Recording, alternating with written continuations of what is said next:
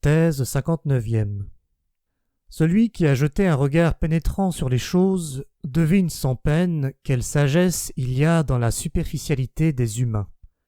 C'est leur instinct de conservation qui leur apprend à être inconstants, légers et faux.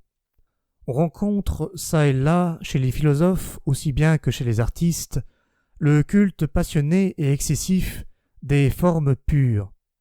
Ne doutons pas que ceux qui ont un tel besoin d'adorer la surface ont fait une fois ou l'autre une tentative malheureuse pour aller au-dessous. Peut-être même existe-t-il une hiérarchie parmi ces enfants dévoyés, les artistes nés, dont tout le goût qu'ils conservent pour la vie se réduit à leur intention d'en fausser l'image, comme s'ils voulaient se venger obstinément de l'existence. On pourrait mesurer leur dégoût de la vie au degré de fausseté qu'ils souhaitent conférer à cette image, à la manière dont ils l'épurent, la spiritualisent, la divinisent. On pourrait ranger les homines religiosi parmi les artistes dont ils constitueraient l'expression suprême. C'est la crainte profonde et soupçonneuse de tomber dans un pessimisme incurable qui a contraint des millénaires entiers à s'enferrer dans une interprétation religieuse de l'existence.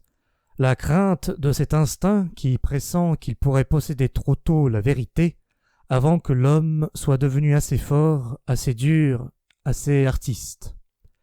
Ainsi considérée, la piété, la vie en Dieu, apparaîtrait comme le dernier et le plus subtil produit de la peur de la vérité.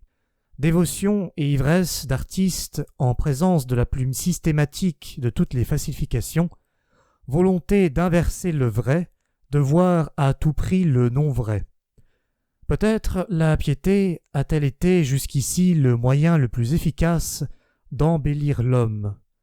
À travers elle, il peut si bien devenir art, surface, harmonie, bonté, qu'on ne souffre plus de son aspect.